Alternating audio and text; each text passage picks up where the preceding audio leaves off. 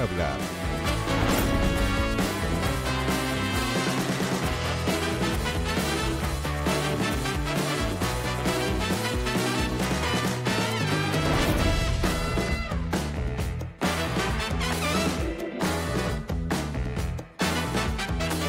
Recién llegamos a Bogotá, Colombia. Venimos en búsqueda de establecer un diálogo con una persona que es un ícono de una época histórica de violencia que afortunadamente se está superando y ojalá se haya superado en este país.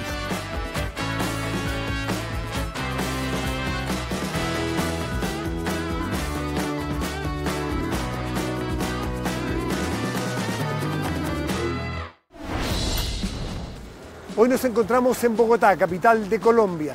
Venimos a conversar con una mujer de 60 años, política, 2 veces candidata presidencial de su país, madre de 2 hijos. Ella simboliza y sintetiza la historia de los últimos 50 o 60 años de Colombia, la violencia política de Colombia. Estuvo 6 años y 4 meses secuestradas por la FARC en la selva, al sur de este país. Nos reencontramos con Ingrid Betancourt, aquí desde Bogotá.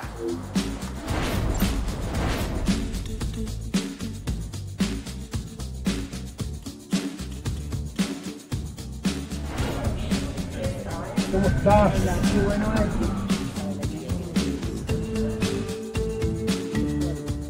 ¿En qué te cambió la vida? Hay secuelas que tengo que tratar, de secuelas de enfermedades que nunca se van a quitar. Entonces estamos hablando de crímenes de lesa humanidad. Es la tortura, es la violación, es quemar a la gente, es arrasar pueblos. Porque lo que me estás contando es una película de terror. Yo creo que el problema de Colombia es la corrupción. Es la madre de todas las enfermedades que tiene Colombia. ¿Cuántas veces intentaste fugarte? Por lo menos unas 10. Entre morir acá, encadenada, humillada, y morir tratando de liberarme, muero tratándome de liberar. Estamos en Bogotá, en Colombia. Ustedes pueden ver que la tarde está sumamente amenazante. Lo que podemos asegurarles es que aquí partimos, no sé o no sabemos si aquí terminamos, porque las lluvias pueden caer en cualquier momento. Y que aquí cuando llueve en el Caribe, llueve. Así es que vamos a estar atentos. Y también les voy a presentar a mis 2 invitadas de hoy. Les quiero invitar a saludar a Ingrid Betancourt. Ingrid, muy buenas tardes. Gracias por recibirnos aquí en tu ciudad. No, pues yo feliz de que estén acá compartiendo lo que probablemente va a ser un aguacero. Vamos a salir de acá lavados. Pero no por eso vamos a conversar rápidamente, sino que vamos a conversar calmadamente. Vamos a tomar nuestro tiempo. Sí. Y la otra invitada es Flor. Y esta es Flor. Flor, por favor, siéntate. Y esta es una entrevista pet friendly. Dame tu mano. Ok. Ahí saludos está. allá, ¿me haces el favor? Es la perra más política que hemos entrevistado, así que la vamos a considerar también. Sí, ella es parte integrante de este equipo. Está muy bien. Ingrid, ¿cómo te encuentras tú? A ver, es una pregunta que me hacen frecuentemente y la agradezco porque es como una manera de decir, bueno, cumplimos la tarea, estoy bien. Yo te comentaba, tú naturalmente no te acuerdas porque tú has hecho 100.000 entrevistas en los últimos 20 años, desde hace 20 años que ocurrió tu secuestro, pero a los entrevistadores nos quedan marcados, no todos, pero muchos entrevistados y sobre todo los que tienen la significancia tuya.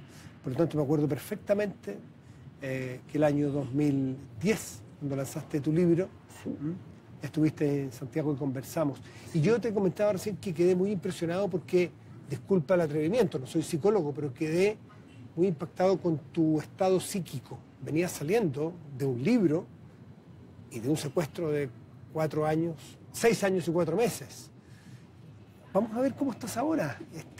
¿Cuál es la diferencia entre esa Ingrid Betancourt del 2010 y la de hoy? Yo creo que es siempre un proceso, es un camino. Obviamente la Ingrid del 2010 es una Ingrid que está digiriendo lo que le sucedió. Es decir, y también tomando conciencia de que no va a poder dejar atrás, es decir, que la puerta no se cierra. He llegado a la conclusión de que el secuestro no tiene fecha de vencimiento. A uno lo liberan, como en el caso mío, se acaba el secuestro y uno vuelve a su vida normal, pero es un es algo como tan, una ruptura, es tan disruptivo en una vida que uno sigue cargando muchas de las cosas para bien y para mal, porque no es solamente negativo, es una experiencia que con el paso del tiempo uno también puede mirar. ¿Se te viene en el día a día la imagen de esa estancia en la selva, esa estancia forzosa? ¿Se te vienen los sueños con frecuencia? A ver, los sueños menos. Yo creo que cuando a mí me liberan, yo debo tener sueños vinculados con el estado de secuestro a diario. Entonces es un agotamiento físico, ¿no? Porque termina uno levantándose con mucha angustia. Pero hoy en día, yo creo que una vez al año tengo una pesadilla o un sueño que tenga una relación con una situación de secuestro, por todas las modalidades que eso puede tener, ¿no? Puede parecer casi irrespetuoso, pero ha pasado el tiempo y tú entenderás bien la pregunta. ¿Hay algo que saques en limpio, beneficioso de ese momento tan oscuro? Sí. Mira, muchas cosas, no solamente una, muchas cosas. Primero, la capacidad de la felicidad. O sea, aprovechar los momentos. Sí, darse uno cuenta que en realidad la felicidad es una opción de vida, es una decisión que uno toma.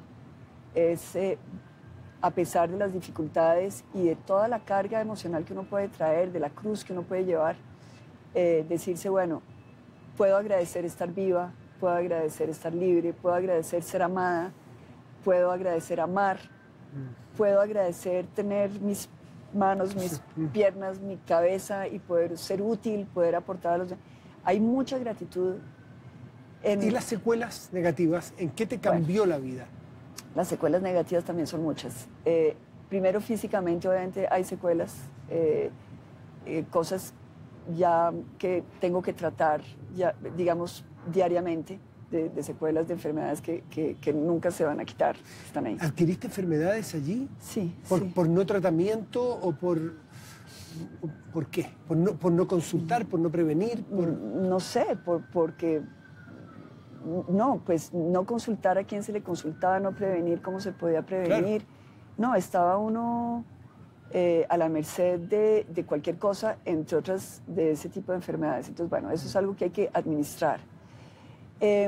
Pero más allá de eso, yo diría que las dos cosas que son negativas y dolorosas es, uno, los traumas que uno lleva y que inciden en la relación que uno tiene con las personas. Por ejemplo, a mí me pasa dos cosas.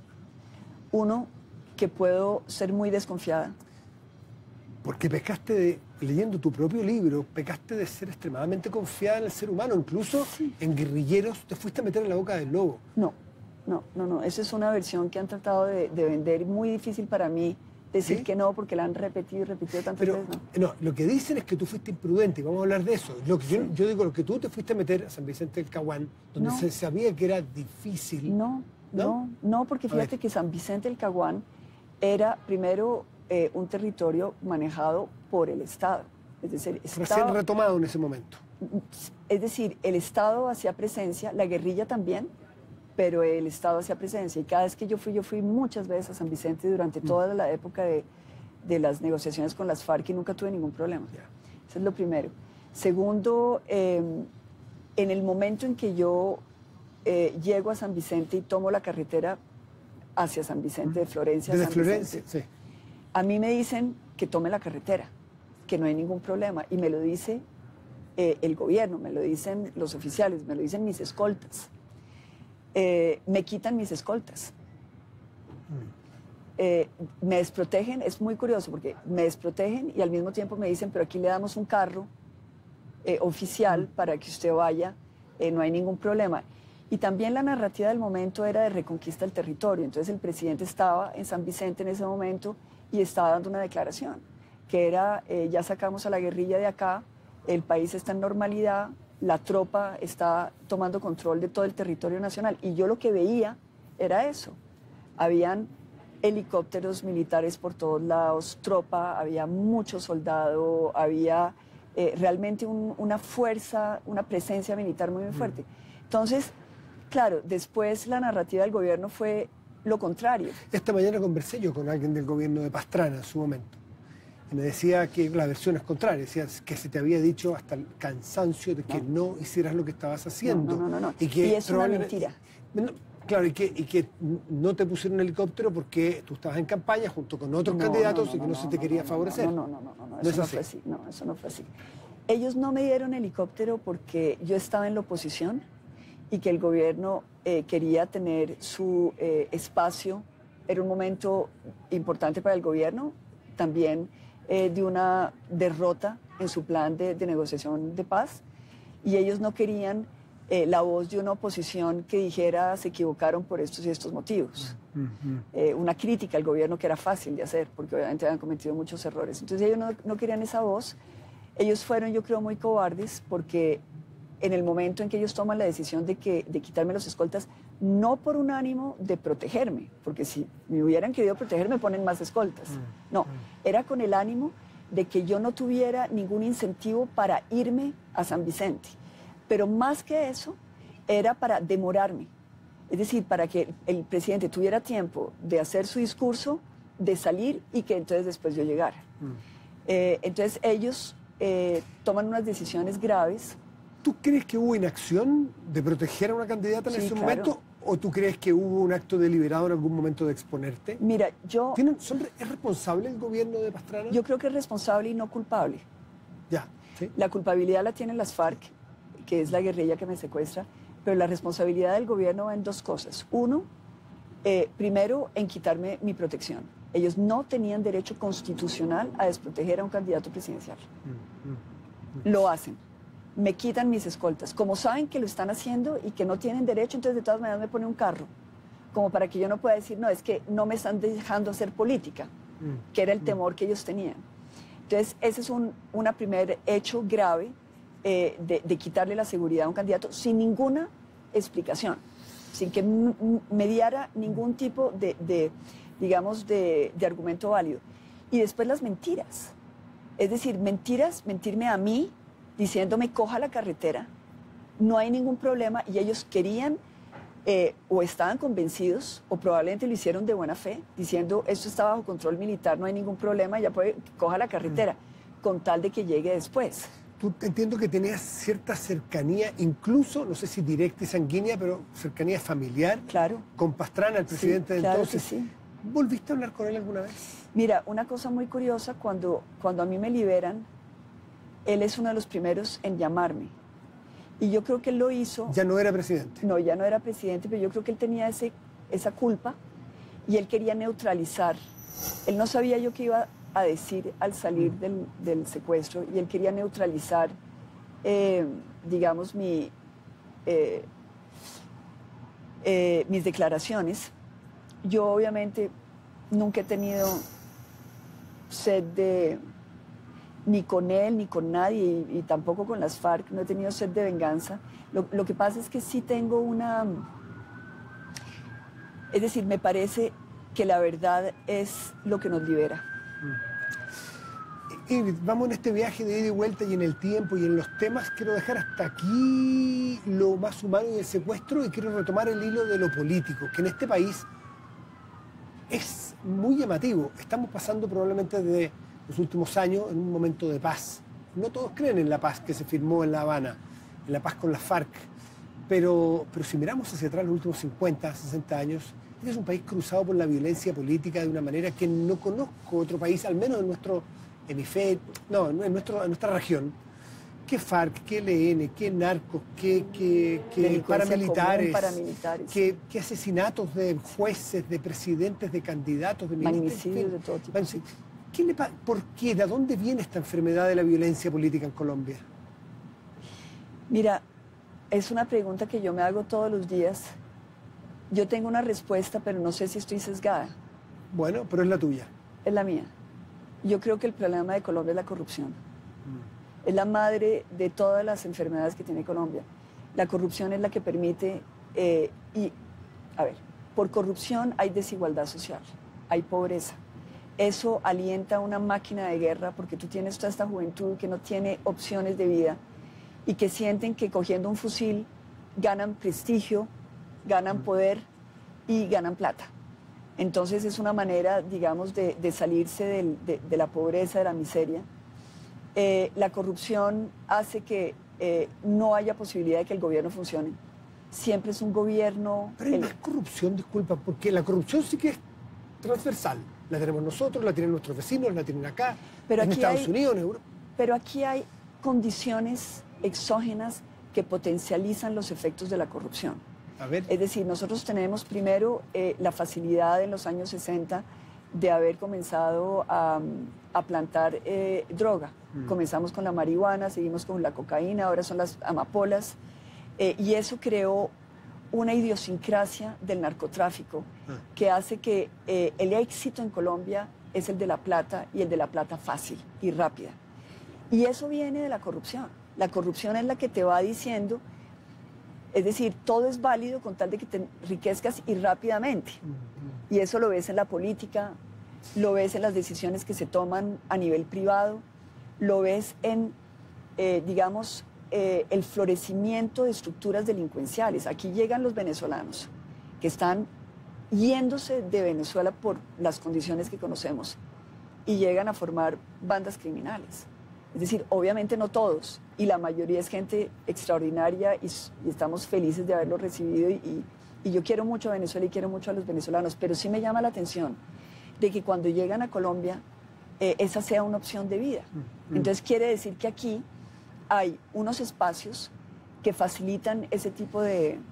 Nosotros tenemos la ilusión quizás de que cuando pasó el pic de Pablo Escobar, de los carteles de Cali, Medellín, lo que fuera, los hermanos Rodríguez Orejuela, que eso es el pasado y que Colombia se ha ido recuperando, rehabilitando de eso. ¿Sigue exactamente igual el poder del narco aquí? Sí, por lo que te digo, porque es que en el fondo lo que hay es una permisividad al delito. Entonces, cuando se acaba Pablo Escobar, los carteles de Cali y los demás carteles, tú lo que ves es que hay una metástasis. Hay un florecimiento en realidad de pequeños capos que ya no tienen, digamos, el aura que podía tener un Pablo Escobar que lo manejaba todo, o el cartel de Cali que tenía su propio centralismo, sino ya son personas que actúan cada uno por su cuenta dentro de un sistema que se regenera constantemente. Entonces, por ejemplo, una de las cosas sobre las cuales hay que reflexionar en Colombia es el tema de la impunidad. En Colombia la justicia no funciona, está permeada por todas las organizaciones delictivas y tenemos, es decir, niveles del 99% de impunidad. ¿Y tiene vuelta? Porque lo que me estás contando es una película de terror. Sí. ¿Tiene vuelta? ¿Ha mejorado algo? ¿Ves gente que esté haciendo algo por sacar este país de eso que tú me cuentas? Mire, yo creo que el pueblo colombiano es un pueblo heroico, eso estoy convencida. Colombia está viva por su pueblo, porque los colombianos logran como deambular por entre las redes de estas mafias y de estas organizaciones delictivas y de esta corrupción política y logran salir adelante. ¿Por qué? Porque son ingeniosos, trabajadores, disciplinados, les gusta estudiar, es un pueblo que estudia, es un pueblo que es decir, el esfuerzo que hacen las familias menos favorecidas para pagarle estudio a sus hijos. Tenemos miles de universidades de garaje, es decir, que ofrecen algún tipo de educación porque la sede, el mercado de la educación es inmenso en Colombia. Entonces tú tienes una población que realmente quiere salir adelante y lo hace, es decir, como las flores en una selva, es decir, buscando el sol por donde puedan, se cruzan, pero la selva sigue muy tupida y es lo que uno ve. Y la curiosidad de, volvemos a esto de los grupos o guerrilleros o que ejercen la violencia política que se van reciclando y entran a la política. Lo hizo el M-19, lo hace la FARC. También es una, no sé si una anomalía, pero una rareza, una... Esa es la parte que a mí me parece buena. Claro. ¿Cómo ves eso? ¿Y cómo estás viendo el proceso de integración de la FARC, que fueron tus captores, que fueron los que te secuestraron? ¿Cómo lo estás viendo entrando en la política? A ver, este es un proceso también largo. Yo creo que ellos han hecho un camino muy difícil porque tuvieron que enfrentar el repudio de la población. Ellos salen, entregan sus armas y creen que los van a recibir como los grandes liberadores y en realidad la gente en Colombia no los quiere. y políticamente estuvieron muy, muy castigados. Entonces yo creo que ellos han ido como aprendiendo lo que es este país, un país de mentes independientes, que quieren cosas reales, que sienten cuando les están diciendo mentiras, es decir, hay una cosa ahí. Pero ellos se han mantenido en el Congreso, yo creo que eso es válido. Ahí donde todo este proceso de paz para mí me parece, digamos, el lunar del proceso de paz, lo estamos viendo ahora, en estos días. Y es que si bien se hizo un esfuerzo por recuperar la verdad, que lo hicimos las víctimas. Los que trajimos la verdad fuimos las víctimas, las que trajimos la narrativa de la guerra, fuimos las víctimas, pero ellos tuvieron, digamos, la aceptación, esa capacidad de ¿Y qué está pasando ahora?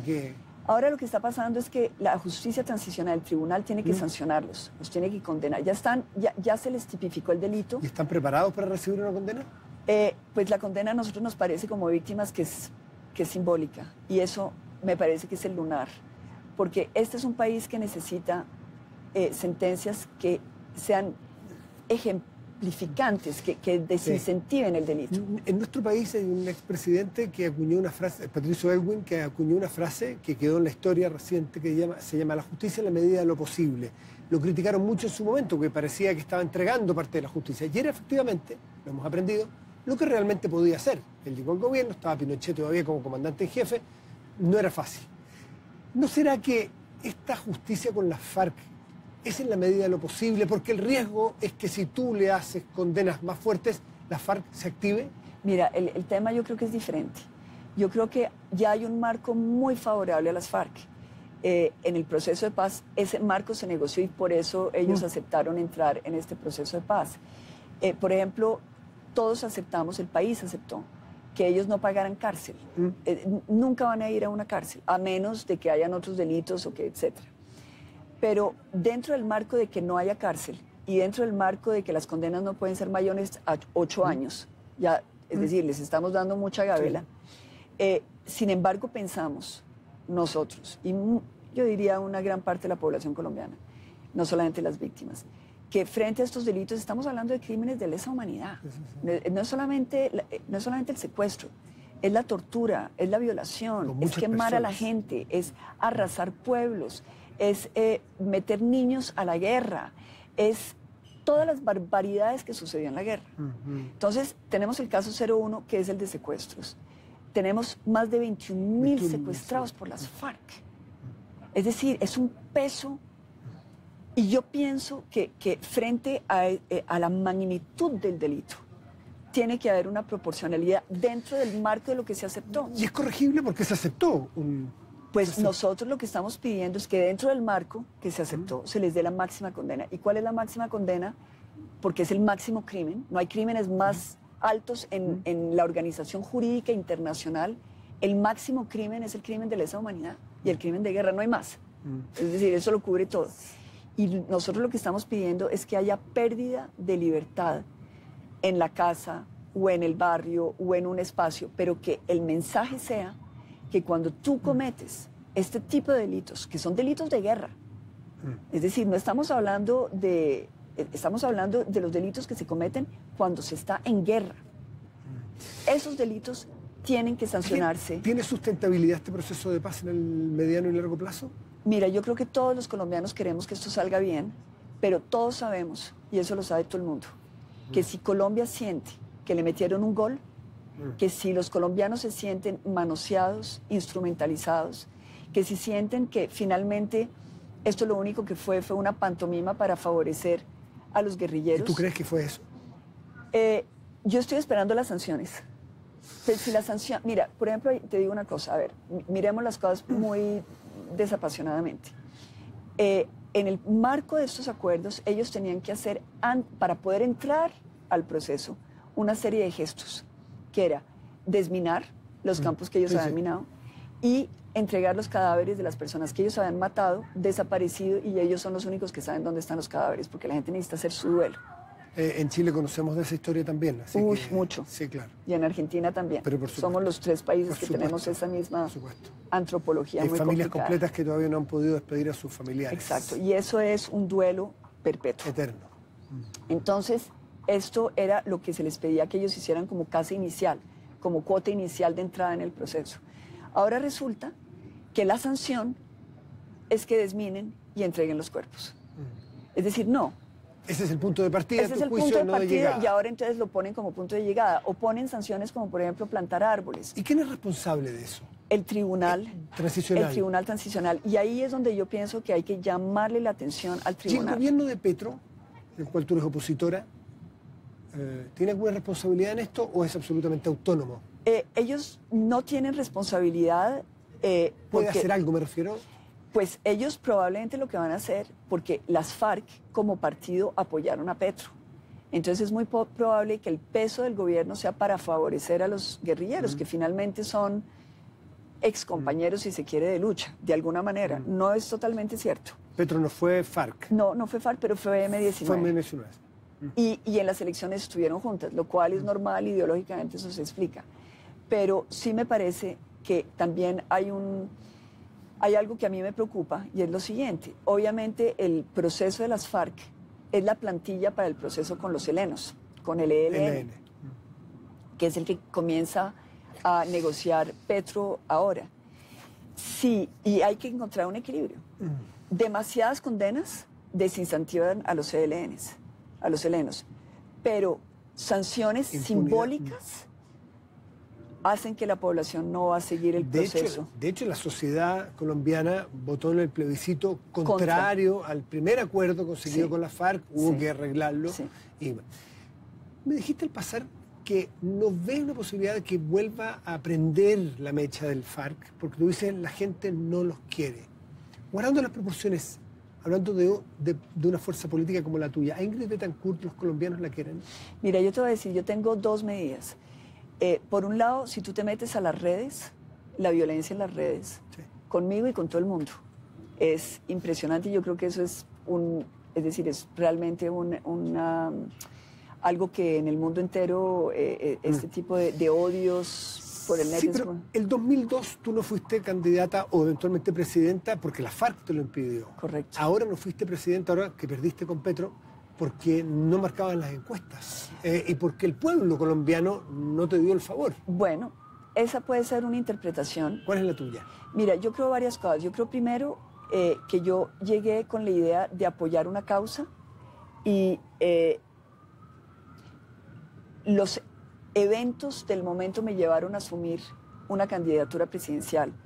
Pero lo que a mí me interesaba era poder ofrecerle a Colombia un espacio donde no tuviéramos que votar ni por una extrema izquierda ni por una extrema derecha. No se logró. Y no se logró por motivos, digamos, humanos, desafortunados. Y eso me llevó a mí a asumir el ser candidata presidencial por mi partido recién constituido, porque nos entregaron la personería jurídica hace un año. Y a partir de ahí era una campaña que yo no había preparado, no había financiado. Es decir, objetivamente era más bien una manera de decir... he vuelto. He vuelto. Por lo tanto sigues y por lo tanto te vamos a tener en las próximas elecciones. Sí, o por lo menos sí va a estar mi partido Verde Oxígeno va a estar presente. Yo creo, entre otras, sigo pensando que Colombia tiene que salir de la corrupción. Ahora, Ingrid Betancourt es un personaje controversial en la política, en parte porque muchos colombianos, por lo que he recogido conversando, se sintieron agredidos por ti una vez que saliste del horror del secuestro, porque, y sobre todo fuera, dicen, ella anduvo por todas partes diseminando el mal nombre de Colombia, habló mal de nosotros. ¿Qué respondes a eso? Mira, yo creo que eso también es parte de la narrativa política.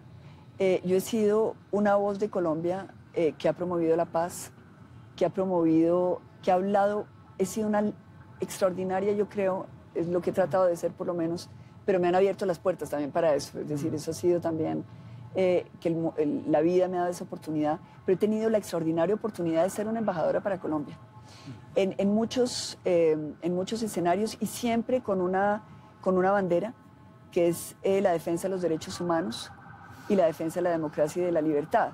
Entonces, decir que yo he estado haciéndole mala prensa a Colombia es totalmente falso. Volvamos al 23 de febrero de ese 2002. ese día que cambia tu vida radicalmente. Y enfoquémonos un poco más en la variante más personal que política, que algo de eso vamos a hablar, y no descartemos que volvamos a eso. ¿Qué pasa ese día?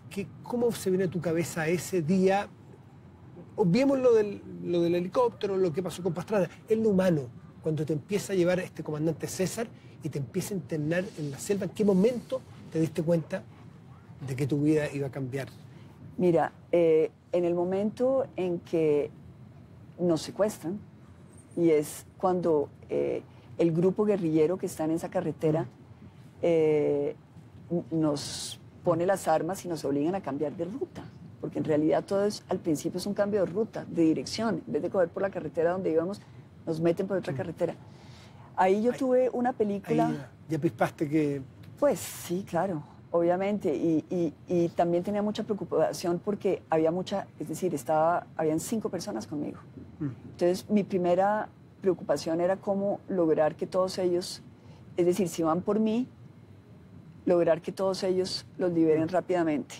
Tuve un momento de gran angustia, que fue cuando en la carretera ya paran el vehículo, no se paran, a mí me ponen de un lado de la carretera y a los demás los ponen del otro lado. ¿A todos, incluso Clara Rojas? A todos, incluso Clara Rojas.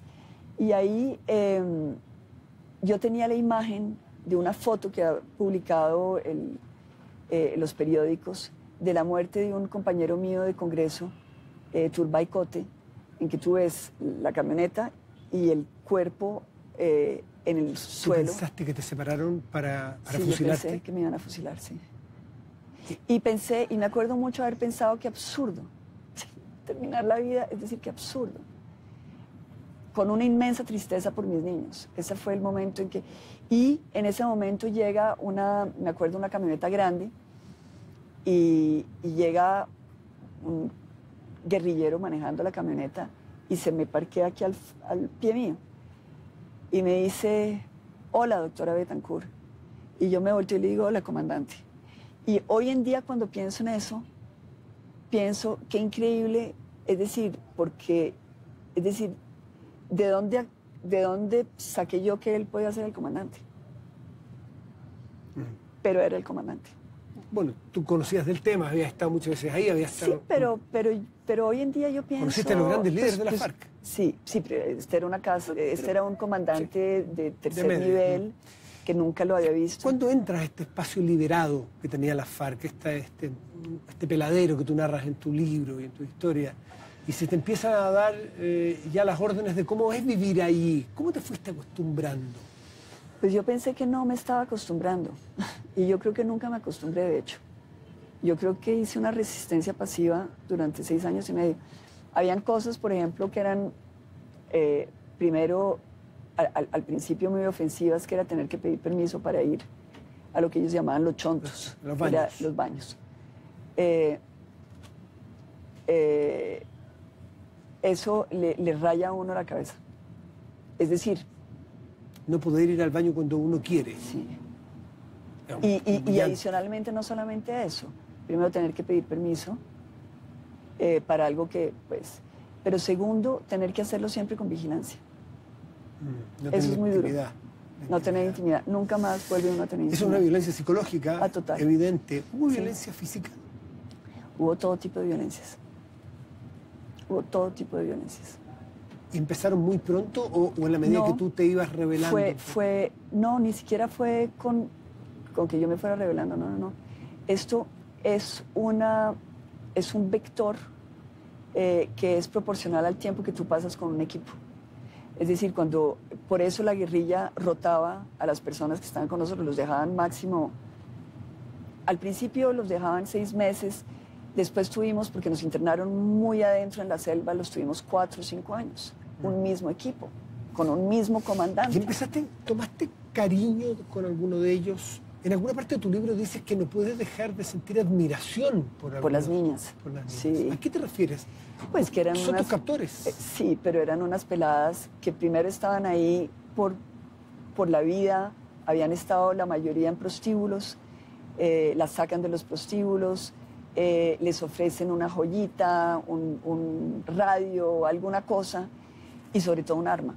Y ellas que han sido violentadas, humilladas, maltratadas. Les dan un espacio en la escala social que ellas les dan viven. un espacio en la escala Y social. una valoración social. Aunque... un reconocimiento y un fusil las dignificaba. ¿Llegaste a tener conversaciones íntimas con algún captor o captora que te respetaran cuanto a tu posición humana y no de un secuestrado? Sí, yo tuve momentos muy especiales. Yo tuve momentos en que lloré con ellas y con ellos. Por eso es decir, fíjate, hay una cosa que te voy a explicar dentro de todo este proceso, digamos, de acercamiento después de la paz. A mí se me ha preguntado mucho, bueno, ¿cómo hacemos para reconciliar a los colombianos, a las FARC con las víctimas? Entonces, y una de las cosas que yo he repetido mucho es que habrá reconciliación el día en que los colombianos, de parte y parte, podamos llorar por los mismos hechos. Es decir, sentir las mismas emociones, entender que hay empatía. ¿Tú has estado con César? César es uno de los comandantes No, que... nunca más volví a estar con él. ¿Nunca volviste a estar con él? No sé dónde, parece que está en una cárcel en Estados Unidos. ¿Nunca te has encontrado cara a cara con alguno de tus captores después? Con Joaquín Gómez, hace muy poquito, hace como unos 4 o 5 meses. ¿Te pidió disculpas? No, fue una conversación totalmente inesperada. Estábamos en una audiencia de la JEP, es decir, de la Justicia Transicional. Ellos estaban como acusados y las víctimas estábamos dando nuestro testimonio. En esa ocasión a mí no me solicitaron que interviniera, pero sí que asistiera. Otros de mis compañeros fueron los que intervinieron a dar la narrativa de su secuestro. Y en un momento se levanta la sesión para hacer un espacio de descanso y Joaquín Gómez, que estaba sentado con todos los miembros de las FARC, con Timochenko, con Alape, con todos ellos, viene hacia mí. Y yo me acuerdo que cuando lo vi, claro, yo estaba mirando para otro lado, pero lo vi que se acercaba, comencé a pensar, bueno, ¿y yo qué hago? ¿Y qué me va a decir? ¿Y yo qué hago? Entonces, y efectivamente se me paró al frente y me dijo, hola Ingrid. Entonces yo me incorporo y le digo, hola Joaquín, ¿cómo estás? Y me dice, pues, no tan bien como tú. Veo que estás muy bien. Fantástico, también que te hizo un secuestro, qué fantástico estás. Qué bien estás. Me dice, claro. ¿Cuál es tu secreto? Entonces yo le contesto, mira, muy fácil, 7 años en la selva.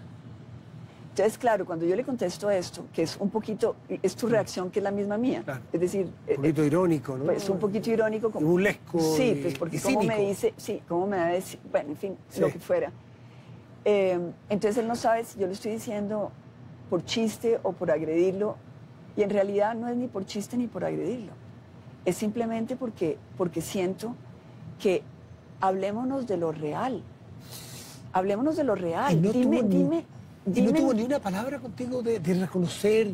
No, entonces después se sentó y la magistrada le hizo una pregunta y él básicamente dijo algo así como que a nosotros nos trataban fantástico y que...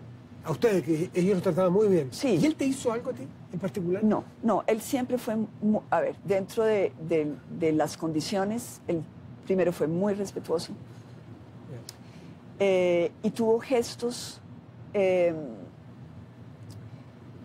Yo pude hablar con él y pude expresarme de situaciones muy, muy complejas que estaban sucediendo en ese campamento con ese comandante y con esa tropa.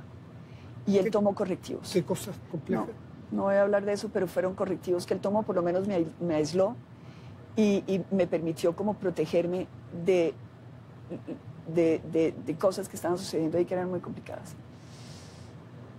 Timochenko Londoño, que es uno de los líderes históricos de la FARC, ha pedido perdón públicamente. Sí.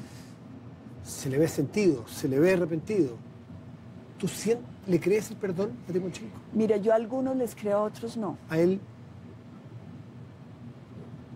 Es que yo creo que, a ver, son diferentes niveles. No quiero tratar de... Te voy a decir mi sentimiento. Yo creo que hay algunos, como Alape, que realmente les duele lo que nos hicieron. Es decir, yo cuando lo veo a él y lo veo como nos oye, siento que él, en su alma hay algo que se quiebra y ahí hay algo que a mí me da esperanza. El tema con Timochenko es diferente porque yo creo que él siente vergüenza y yo creo que él siente que lo que hizo estuvo mal, pero él no tiene la emoción. Él no está conectado emocionalmente con el dolor que nos hicieron. ¿Y hay oportunismo? Claro.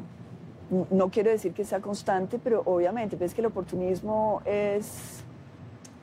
A ver, ellos están jugándose su prestigio, son un partido político. Este esquema de paz, pues obviamente ellos tienen que hacer la tarea bien hecha, entonces tienen que decir lo que les toca decir y ellos tienen libretos y los abogados les dicen qué es lo que tienen que decir para que conmuevan a la población. ¿Qué es lo más duro que viviste en los 6 años y 4 meses? Ay, no, eso no sé. Mira, yo creo que uno en la vida, a ver, lo más duro es haberlo vivido. Es decir, no hay, creo que hay, yo creo que a nosotros las víctimas nos revelamos a ese tipo de tests de qué fue lo más duro, porque nada de lo que digamos va a poder transmitir el horror de lo que fue. Eso respecto de los que recibimos el mensaje, pero tú sí tienes identificado algunos momentos particularmente duros. Sí, claro. Yo diría que no son momentos, yo diría que fueron años. Entonces, ¿es la condición de secuestro más que hechos puntuales? Es la combinación de ambas. ¿Es la pulverización de la personalidad? Es la sevicia, es la maldad humana. ¿En algún momento de tu mente intenta empatizar con que es una ideología la de ellos o tú crees que es maldad? Mira, yo creo que en esto, por eso, creo que yo he hecho una corte de cuentas drástico con las ideologías.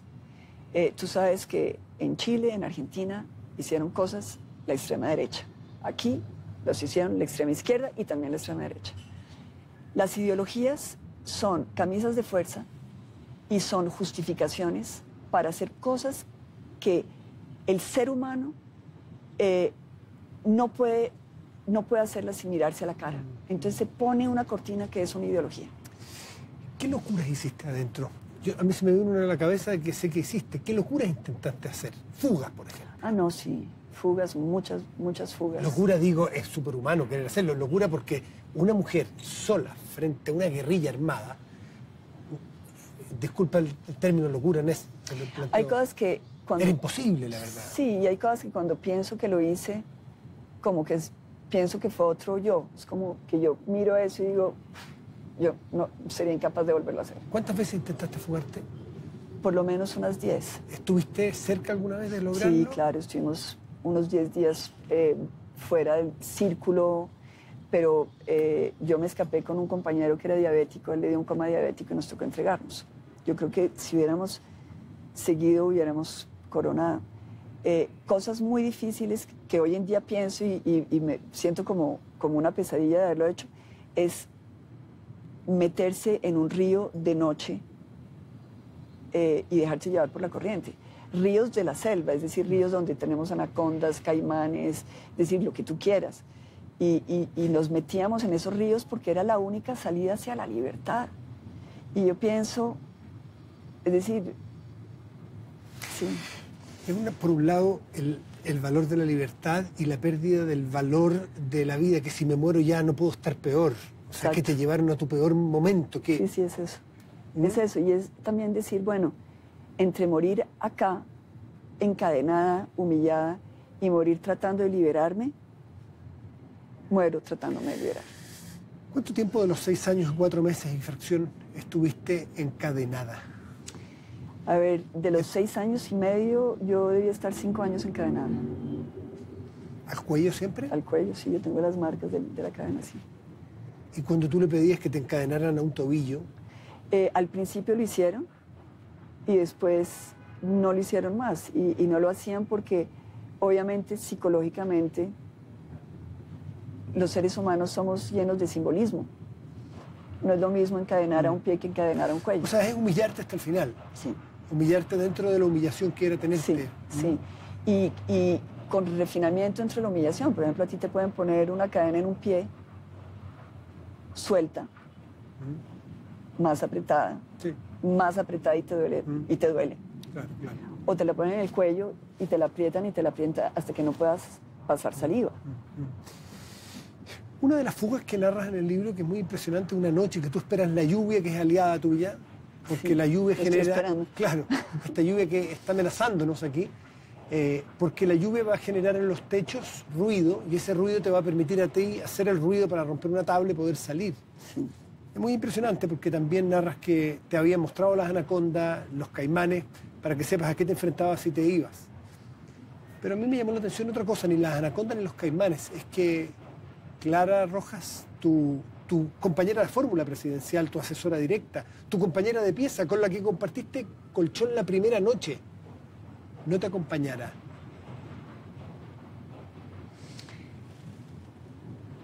Y nunca me acompañó. A ver, yo creo que con Clara hay una... Hubo un rompimiento en la selva que fue un rompimiento muy, muy profundo y que hoy en día pues todavía no hemos logrado volvernos ¿Cuándo se produce y por qué?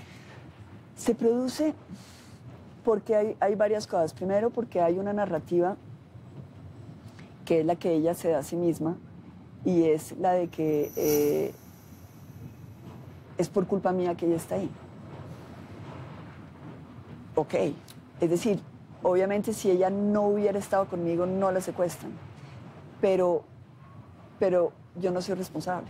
Yo obviamente nunca hubiera querido que ni me sucediera a mí ni le sucediera a ella. Entonces ahí ya de hecho hay un quiebre. Pero también en esa narrativa hay una visión diferente.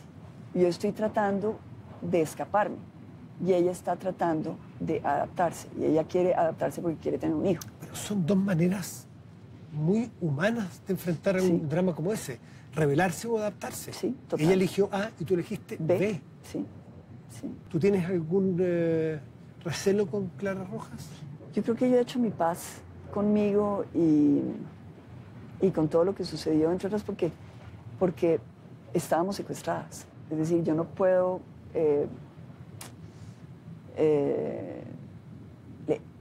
la manera como uno mira a la persona, de nuevo, es la mujer y sus circunstancias. Es decir, obviamente ella no hubiera actuado así en otras circunstancias y yo tampoco. ¿Cuándo sentiste que ella se quería adaptar y que quería tener un hijo y que de hecho lo tuvo con un guerrillero? ¿Intentaron conversar eso? ¿Tuvieron un diálogo racional al respecto? Mira, eso está narrado en el libro. Yo creo que no vale la pena narrarlo de nuevo, pues porque me parece que ya no vale la pena. Lo que sí te puedo decir es que uno puede escoger lo que uno quiera, ¿me explico? Y yo respeto la posición de cada cual. Lo que para mí es muy difícil es la traición. ¿Te traicionó ella? Sí. ¿Qué te traicionó? Pues porque ella le avisó a los guardias que yo me estaba volando. Entonces eso para mí pues conllevó a una serie de todas maneras es probable que se hubieran dado cuenta, pero el hecho de que yo hubiera alertado obviamente hizo que mi captura no solamente fuera posible, sino que fuera muy violenta. Y esa violencia fue Nos vamos a separar un segundo y a la vuelta que quiero que conversemos sobre este síndrome de Estocolmo y que conversemos sobre una madre que tiene a hijos adolescentes por 6 años y medio sin saber de ellos. Nos separamos un momento porque siempre es mejor hablar.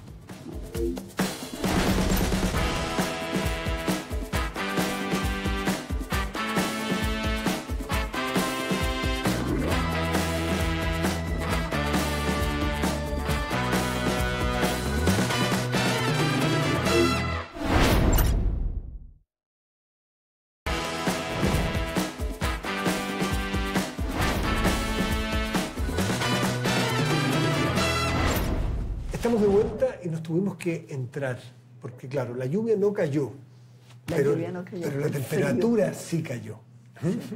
Pueden ver aquí Estamos congelados. el Monserrate y los cerros orientales de Bogotá, que es una maravilla de la naturaleza. Antes de irnos al corte, yo te planteé dos temas. Uno, el síndrome de Estocolmo. A ver, el síndrome de Estocolmo es cuando el secuestrado justifica el secuestro. Es decir,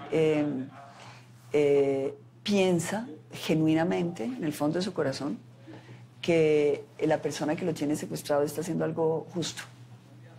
Para llegar allá se necesita quemar muchas estaciones. Yo creo que a nosotros, síndrome de Estocolmo, tuvimos pocos. Creo que eso se debía, uno, a las condiciones, al maltrato, es decir, era difícil empatizar.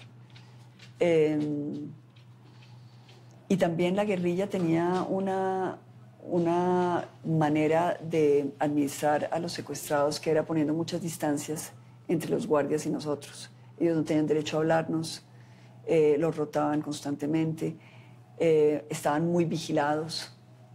La guerrilla siempre tenía mucho miedo de que pasara lo contrario. No que fuera el síndrome de Estocolmo, sino que los guerrilleros quisieran volarse con los secuestrados. Y de hecho se produjeron varias fugas, es decir, del secuestrado en alianza con el guardia. ¿En algunos momentos invitaste a alguna de tus captoras a que te acompañaran, a que se fueran contigo? Pero me pasó, sí, lo hice. Pero me pasó una cosa todavía más extraordinaria. Y es que en un momento dado, esto fue como, yo diría, 3 años antes de la liberación, tuve un guerrillero que se acercó por la noche y me dijo: Ingrid, vuélese con nosotros. Somos 3, nos vamos a volar. Vuélese con nosotros. Y yo estaba tan desconfiada, les tenía tanta desconfianza, que yo pensé que era una trampa. Entonces yo dije que no. El resultado de este cuento es que ellos se volaron. A nosotros nos dijeron, claro, que no los volvimos a ver en el campamento, que los habían matado, que se habían tratado de escapar y que los habían matado. Y un compañero mío hace un par de años me contó que se había encontrado a uno de ellos en una cita médica. O sea, fue... Lo logró. Y a ustedes les dijeron que no para desincentivar cualquier fuga. Te pregunté también, antes de irnos al corte, sobre cómo pensabas, qué pensabas de tus hijos, cómo te intentabas comunicar. Yo hace muy poco estuve conversando con Parrado y con los uruguayos que se cayeron en el avión de los Andes. Y ellos estuvieron mucho tiempo, estuvieron 70 días, y ellos sentían que se comunicaban a través de las estrellas con sus familiares que pensaban que estaban muertos, desde la cordillera de Montevideo. Miraban la misma luna y con eso se comunicaban. Muy poético, muy, muy bonito. ¿Tú sentías que tenías comunicación con tus hijos adolescentes? Sí, sí. No de una manera metafísica, pero sí desde el alma. Por ejemplo, siempre les celebré su cumpleaños. ¿Cómo? Bueno, haciendo algo especial ese día, primero levantándome y cantando canciones para ellos, haciendo un esfuerzo de que ese día ellos estuvieran en mi mente constantemente, hacer un ejercicio de hablar con mis compañeros de secuestro sobre mis hijos de ese día, recordar el nacimiento, recordar los momentos de la infancia, y también tratar de imaginar cómo estaban creciendo. Claro, al cabo de 5 años el imaginativo es muy, muy fuerte. ¿Temiste que no que te olvidaran, pero que se desarraigaran algo de ti, que se produjera un quiebre, que volvieras y se hubiese roto el lazo? Nunca, nunca. Y por eso cuando volví del secuestro y me di cuenta que había mucho trabajo por hacer, me sorprendió. Porque para mí, es decir, yo estaba unida químicamente con mis hijos, obviamente. Y cuando yo llego me encuentro con 2 adultos. Y con 2 adultos que han tenido la mitad de su vida sin mí. ¿Se restableció completamente? Sí, hoy en día creo que sí. Es decir, ya puedo decirlo, pero son 14 años. Es decir, el secuestro duró 7 y fueron 14 años de volver a construir la relación. ¿Ellos tenían algún reparo de lo que tú hiciste? ¿Te culparon ellos tenían de algo? muchos dolores, muchos dolores. Además, ¿Sentiste que te culparon en parte?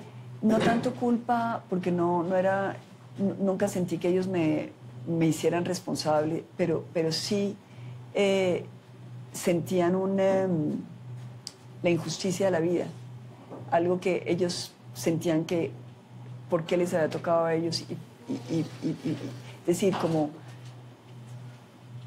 tratar de uno explicarse a uno mismo el porqué de estas situaciones que son aberrantes. Yo creo que uno no puede encontrarles la razón, pero uno sí puede encontrarles el efecto. Y ahí hay que trabajarlo. Ingrid, no son tantas las mujeres en Latinoamérica, en otras partes no lo conozco en detalle, que se dedican a la política de cuerpo y alma por las razones culturales que conocemos, ¿no?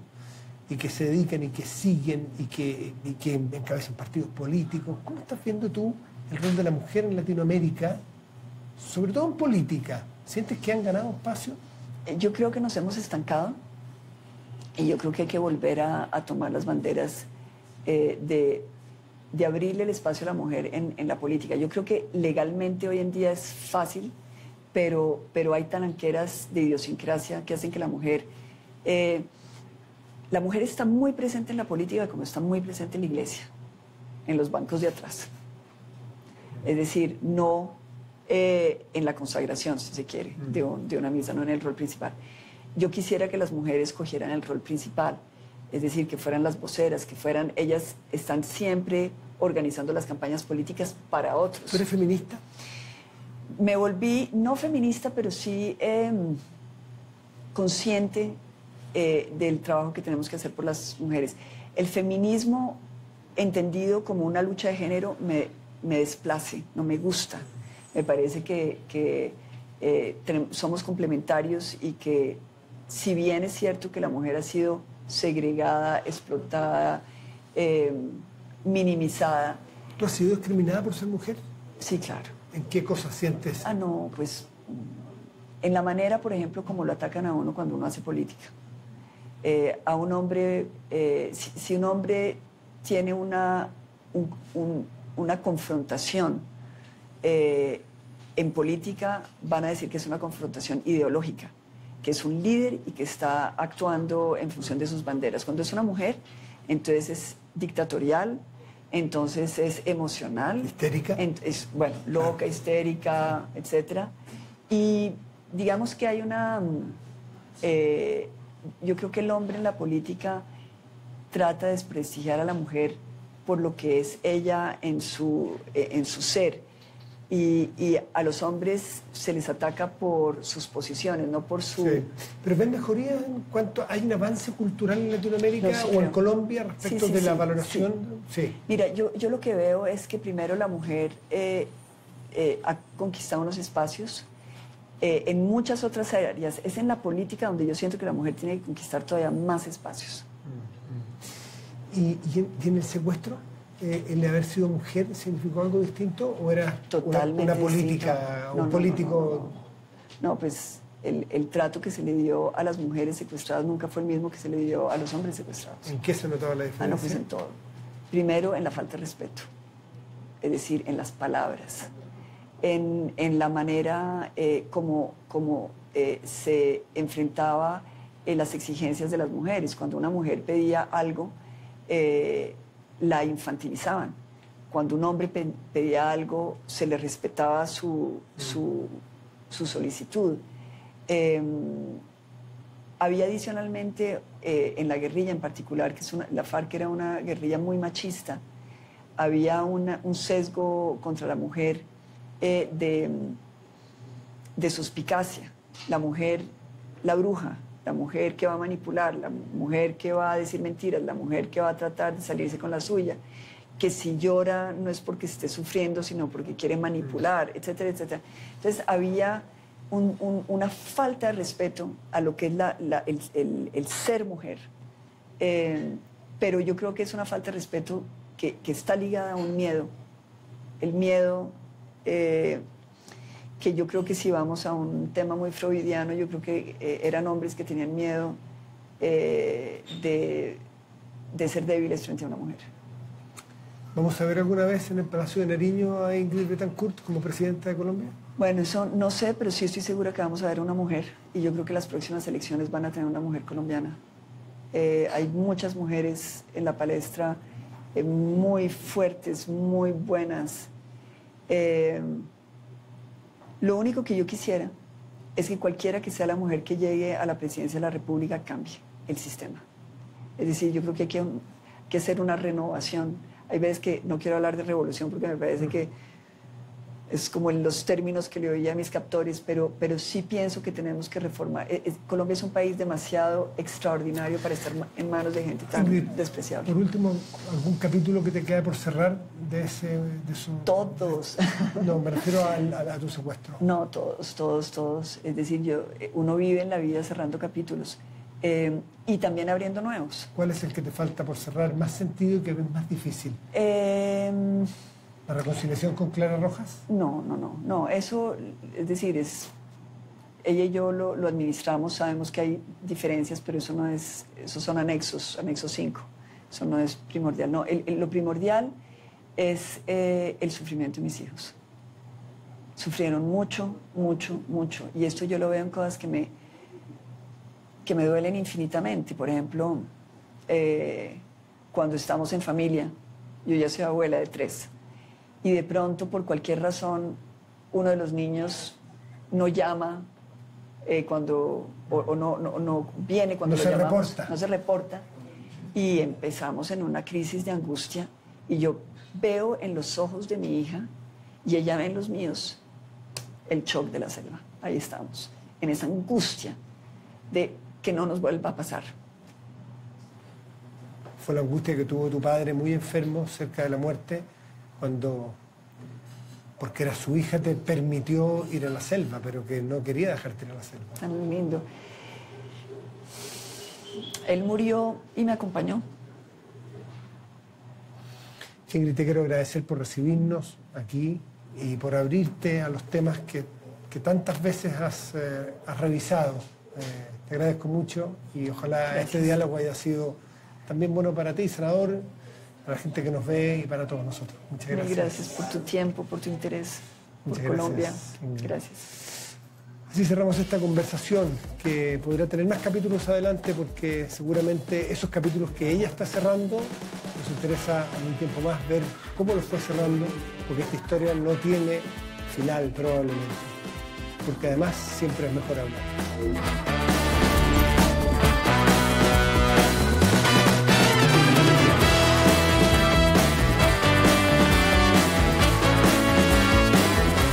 Nos despedimos desde aquí, desde la Plaza Bolívar, en el centro de Bogotá, donde se resume probablemente el símbolo de la República de Colombia, el Palacio del Congreso, de los tribunales, la Alcaldía de Bogotá, la Catedral, el Palacio de Gobierno, como nuestra invitada, que también resume un poco la historia de Colombia, en lo político, porque ella ha participado en la política muy activamente, y también en lo humano, en lo que han vivido los colombianos los últimos 50 años y una violencia política que la ha cruzado a esta sociedad, pero también que intenta, y con cierto éxito, de dejarla atrás.